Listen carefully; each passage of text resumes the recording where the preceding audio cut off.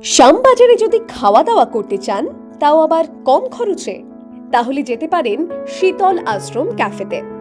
৮০ বছরের পুরনো এই দোকান চেহারাটা একটু বদলে ফেললেও খাবারের মান কিন্তু সেই একই রকম রয়েছে।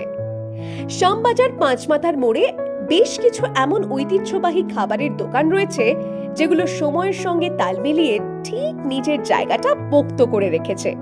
ঠিক সেই রকমই একটা দোকান এই শীতল আশ্রম ক্যাফে।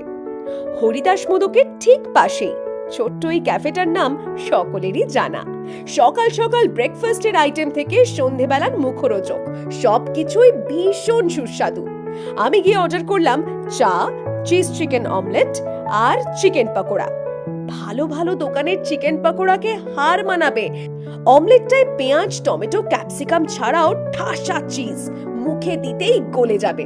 সঙ্গে চিকেন পকোড়ার বড় বড় 4টে পিস। ভাঙতেই দেখলাম তুলতুলে নরম চিকেন থেকে ধোঁয়া উঠছে। আহ, কি যে স্বাদ! বসার জায়গাটা ছোট হলেও দরাজ মন এই ক্যাফের সব কর্মচারীর। হাসি মুখে খাবার পরিবেশন করছেন তারা।